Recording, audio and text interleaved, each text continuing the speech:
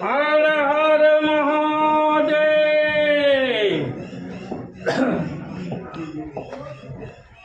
श्री राम जय राम जय जय राम। श्री राम जय राम जय राम। श्री राम जय राम जय जय राम।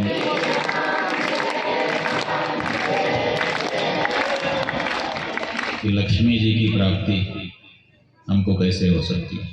दो तीन तरीके हैं जिनसे आप लक्ष्मी प्राप्त कर सकते हैं। एक सामान्य तरीका ये है कि आप लक्ष्मी जी को आमंत्रित करिए, आ जाएंगे। बार बार याद दिलाने पर आता ही है वो, तो आ जाएंगे। लेकिन ये ध्यान रखिए कि जब बुलाने पर आएंगी तो मेहमान की तरह से आएंगे और कुछ देर रुक करके फिर वापस चली जाएंगे। जैसे आप जहाँ आपको बुलाया जाता है जाते हैं, एक दिन 2 दिन, इससे ज़्यादा में तो फिर आपको भी दिक्कत होती है, और अगर आप रुकना चाहें तो बुलाने वाले को भी शुरू हो जाती है।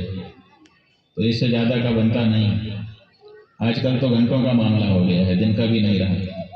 गए थोड़ी देर में जहाँ फोटो खींचा, उसके बाद सोचते हैं कि अब अपने अपने जगह पे लोग चले जाएं, फोटो तो खींच ही चुके। तो ऐसी स्थिति में लक्ष्मी जी को बुलाएंगे तो आएंगे, लेकिन मेहमान बन के आएंगे, शोभा बढ़ा के चली जाएंगे। मेहमान आते हैं तो क्या होता है, शोभा बढ़ती, तो बहुत प्रयोजन नहीं होता है, शोभा जरूर बढ़ती है, प्रतिष्ठा हो जाती है कि इनके यहाँ अमुक व्यक्ति आए। दूसरा तरीका क्या है? दूसरा तरीका यह है कि नारायण को घर में बुला लो, लक्ष्मी को आना ही पड़ेगा, क्योंकि भगवान नारायण के बिना लक्ष्मी रह नहीं सकती। नारायण अगर आपके घर में आ गए तो लक्ष्मी को आना ही होगा, उनकी सेवा करनी ही होगी। लेकिन नारायण को बुलाने में आपका इंटरेस्ट नहीं है। समस्या ये है, आप लक्ष्मी में इंटरेस्टेड हैं, नारायण में इंटरेस्ट ही नहीं आता आपको। आ भी जाए नारायण तो आप कहाँ? वही ये कहानी है कि एक बार लक्ष्मी और नारायण दोनों अपने लोक में विराजमान थे, सहज वातावरण था। ऐसे ही बात चल पड़ी। बात क्या चली, वही जो आपके यहाँ चलती है कि मेरी लोकप्रियता ज्यादा है कि तुम्हारी लोकप्रियता ज्यादा है। तो भगवान ने कहा, हमारे सिवाय किसी और की कैसे हो सकती? पूरे विश्व का भरण पोषण तो हम ही करते हैं, इसलिए स्वाभाविक है हमारी लोकप्रियता ज्यादा है। लक्ष्मी जी ने कहा, महाराज आपकी बात बिल्कुल ठीक है, पूरे विश्व का भरण पोषण आप करते हैं, लेकिन लोग असलियत भी जानते हैं। का असलियत क्या है? का असलियत यह है कि हमारे बिना कहाँ ये संभव है। इसलिए लोग असल में हम ही को चाहते हैं, आपको नहीं चाहते। तो अब दोनों में बात बढ़ने लग गई। वो कहते थे कि नहीं हमारा मान ज्यादा है, और वो कहती थी कि नहीं नहीं हमारा मान ज्यादा है।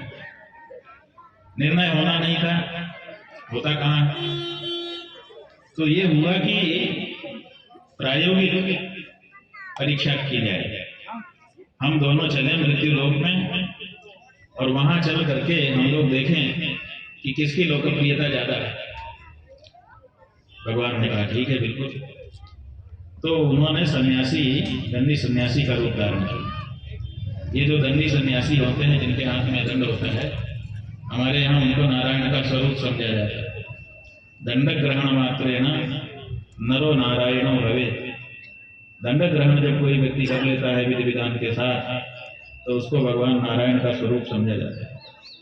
हमारे साथ आचार्य जो कि MBBS डॉक्टर भी हैं, पंडित पवन मिश्र जी हैं, यहाँ बैठे हैं बाईं तरफ।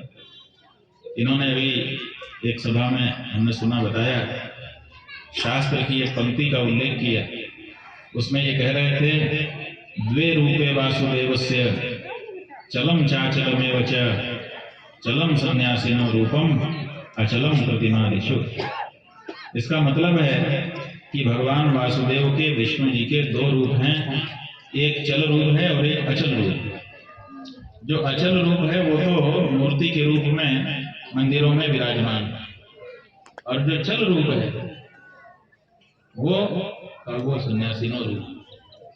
जो सन्यासी हैं दंड धारण करने वाले, उन दंडी सन्यासी के रूप में भगवान ही लोगों के दरवाजे के सामने जाते हैं। तो सन्यासी का रूप धारण करके भगवान मृत्यु लोक में आ गए, एक गांव में पहुंच गए। गांव के लोगों ने देखा सन्यासी आ रहे हैं, हाथ जोड़ के नमो नारायण प्रणाम किया। महाराज जी, सायंकाल हो रहा है, अब आप आगे मत जाइए, आगे का गांव बहुत दूर है, आप इसी गांव में विराजमान हो जाइए। कहा हाँ, हमारे लायक कोई पवित्र घर हो तो बताओ, वहीं रुक जाते हैं। लोगों ने कहा हाँ, हमारे जयदीप शर्मा पंडित जी हैं, क्या नाम है, जय किशन शर्मा पंडित जी हैं, उन्हीं के यहाँ आप रुक सकते हैं। तो स्वामी जी के रूप में भगवान जो नारायण थे, वो पंडित जी के यहाँ पहुंच गए। पंडित जी ने देखा साक्षात दंडधारी सन्यासी पधारे हैं, नमो नारायण कह करके प्रणाम किया। घर के अंदर ले गए, तखत पर आसन लगा दिया, पानी ले आए, चरण धोए। महाराज क्या भिक्षा स्वीकार करेंगे, बड़ी कृपा हुई आप पधारे, ये सब व्यवहार करने लगे। सब घर के लोग भी साथी थे, कोई दिक्कत नहीं। स्वागत सत्कार होने लगा। इशारे में भगवान लक्ष्मी जी को कहा, देखो कितनी आवभगत हमारी हो रही, किसी ने अनादर नहीं किया। अब यहाँ पर ऊंचे तखत पे हमको बैठाया गया है, पूजा पाठ हो रहा है, लोग कितना चाहते हैं हमें। उन्होंने कहा ठीक है, मैं भी आती हूँ, अभी आपका परीक्षण हुआ है। तो वो भी आ गया। अब वो कैसे आई, अब लक्ष्मी जी कैसे आएंगी? तो उन्होंने एक पालकी में सवारी की, कहार पालकी लेकर के चले। गांव के किनारे एक कुआं था, उसी पे कहा पालकी रोक लो, रोक दी गई। कहा प्यास लगी है, देखो कुएं में पानी अगर अच्छा हो तो निकाल के पिलाओ। तो रेशम की डोर में सोने की बाल्टी लेकर के जो सेवक थे वो दौड़े, सबको अलग कर दिया। गांव वालों हटो हटो हटो, रानी साहिबा आई हैं, प्यास लगी है, पानी पीना चाहती है। सब हट गए। साफ सफाई करके फिर रेशम की डोर में बंधी हुई बाल्टी सोने की डाली गई, पानी निकाला गया, 3-4 बाल्टी पहले फेंक दिया। उसके बाद कहा अब ठीक है, फिर कपड़े से साफ कपड़े से छाना गया पानी, फिर उसको सोने के ग्लास में रख करके रानी साहिबा को प्रस्तुत किया गया। रानी साहिबा ने पानी पिया और पी करके कुल्हड़ फेंक, माने जैसे कोई मिट्टी का कुल्हड़ आप लोग चाय पीते कैसे फेंकते हैं, ऐसे उन्होंने सोने के प्याले में पिया और सोने का प्याला ही फेंक दिया। बोली एक गिलास और लाओ, ये ठीक नहीं था। फिर एक गिलास निकाला गया, फिर उसको भी फेंक दिया। अब गांव के जो लोग दूर खड़े थे, कहा उठाओ पालकी चलते हैं। तो पालकी गई, जैसी थोड़ी दूर चली, गांव के लोगों ने वो 2 गिलास जो फेंके थे सोने के उठाए, दौड़ के गए ईमानदार थे। रानी साहिबा रुकिए, आपके 2 गिलास सोने के छूट गए। नौकरों ने कहा अरे पीछे हटो, छूटे नहीं है, वो तो फेंक दिए गए हैं। हमारी रानी साहिबा जिस गिलास में एक बार पानी पी ली थी, उसको फिर दोबारा मुंह से नहीं लगाते, और हम लोग भी उसको छूते नहीं है, हटाओ फेंको। और ऐसा कह करके पालकी लेके आगे बढ़े। गांव वालों ने तत्काल विचार किया कि ये तो बहुत गजब की बात है। अगर ये रानी 2-4 दिन हमारे गांव में रह जाए, 10-20 गिलास पानी पी ले तो गांव का मारा न्यारा हो जाए। और कहीं ये भोजन कर लेगी तब तो कई कटोरियां, कई चम्मचे, कई थालियां फेंकी जाएंगी सोने। हम तो माला माल हो जाएंगे।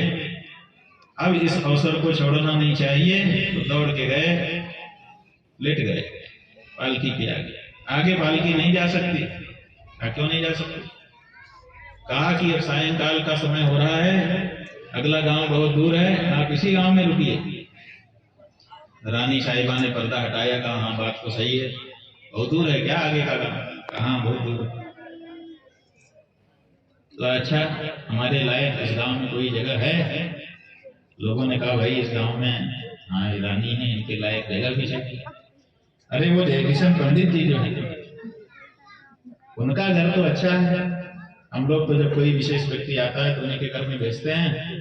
कहा हाँ हमारे जयकिशन पंडित जी के घर में आप रुक जाइए।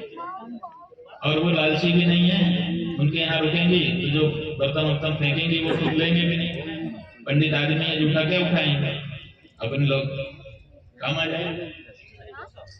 तो उन्होंने कहा जयकिशन पंडित जी के घर ले चलो। अब वो गई और जा करके घर को देखा, हाँ ठीक तो है, चलो। और जैसे ही दरवाजे से अंदर पालकी ले जाने लगे, रानी ने तेज आवाज लगाई, ठहर जाओ ठहर जाओ, हम इस घर में नहीं रह सकते। कहा माता क्या हुआ, क्यों आप इस घर में नहीं रह सकते?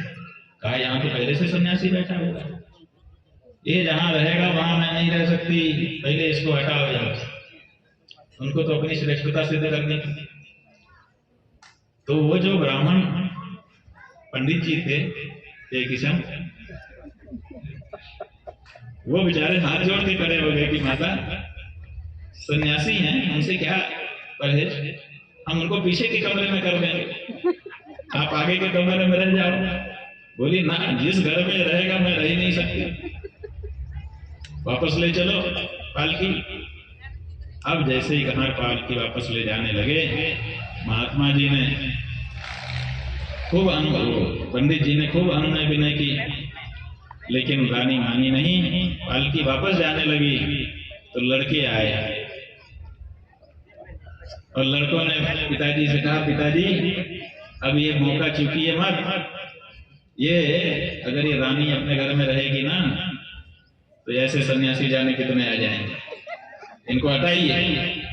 पिताजी बोले अरे भाई ऐसा मत बोलो, सन्यासी हैं, आ गए हैं, भाग्य से आए हैं। कहा अच्छा अब आप मानेंगे नहीं? तो पिताजी को एक किनारे किया और तखत उठा करके बाहर रख दिया करके। कहा महाराज यहाँ रह सको तो रहना, नहीं तो चले जाना। अब तो अंदर रानी साहिबा ही रहेंगी। और बाहर निकाल करके तखत रख दिया सड़क पे और फिर लौट के आए रानी साहिबा के महानामी अब चलिए, अब जो है रास्ता खाली, सुखपूर्वक निवास करिए। तब लक्ष्मी जी ने कहा कि अब तो मैं इस घर में किसी हालत में प्रवेश भी नहीं कर सकती।